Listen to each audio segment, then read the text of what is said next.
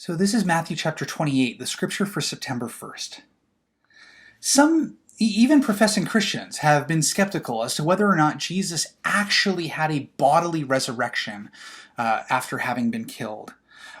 One of the phenomena that occurs to historical documents over time is that they tend to hide facts that might discredit them. Or they may, portend to present the story in a more airtight way than it actually happened. You can see this in miniature whenever a child is trying to minimize the trouble they get into with an adult.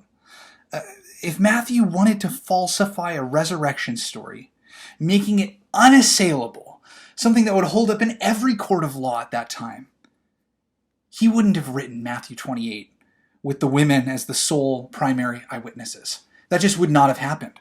Even today, some denominations would take issue with these women proclaiming the gospel message, since these denominations don't allow female pastors or preachers in church leadership.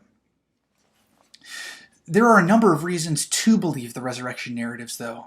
We don't have people who are grieving suddenly make up stories altogether about somebody they love coming back to life. There's way more evidence that shows the resurrection to be a historical reality than there is evidence to counteract that.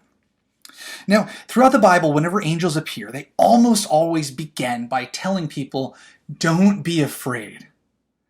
Their appearance must be truly indescribable and awe-inspiring for that to be the first words out of their mouths almost literally every time in Scripture. And consider how it must feel to be one of these women. You've finally begun to acknowledge, you've finally begun to move a little bit past the denial stage of grief, right? This man that you loved, this man that you knew was going to be the Messiah of Israel has died. And you're finally kind of beginning to approach, okay, let's move on with our lives. Let's find a way to grieve and to move on. And as you're walking away, suddenly an angel tells you he's alive. And you try to absorb these words while also wondering if you should get your hopes up, and then suddenly Jesus shows up. He reminds the women, and he asks them to share with the disciples that he will meet the disciples in Galilee. He said this just a couple chapters ago. You may have missed it in chapter 26, verse 32. Now, as all of this is happening, in the meanwhile, the guards report back to the chief priests and the teachers of the law, basically saying, hey, there was this weird situation. And they say, yeah, tell you what, we're going to give you lots of money. You report to everybody you know that his followers came and stole his body. And they begin to spread the rumor.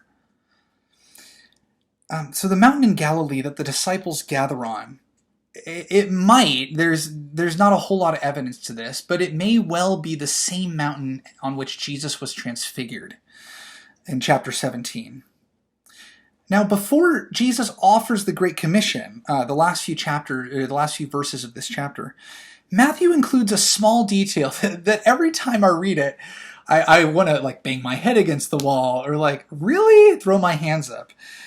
Matthew says that they were gathered there and some doubted. After seeing Jesus die, then appear to them, some doubted that he could still be the Messiah. And I'm sure Jesus knows this, but he doesn't waste his final words trying to get 100% of his followers on board with the program that he's initiating. Instead of trying to get 100% of his followers to back him fully, he gives them a job. He knows how important this baton pass is, since every future iteration of the Christian church is going to trace their lineage back to one of these disciples. And I think that sometimes it's the job that enables us to process what it is we actually believe and enables us to work through our doubts. When we're doubting or when we're confused about something, looking at evidence is not always the best way to go, although that is something that you need. Sometimes in order to process the evidence we're seeing, we need to do something. And that's what Jesus gives his disciples. Now I wonder, what work has Jesus given you to complete? That's all for Matthew 28, and that concludes our study of the Gospel of Matthew. Tomorrow, the 2nd of September, we're going to jump in to the Epistle of Romans. May God bless you in your reading of Scripture.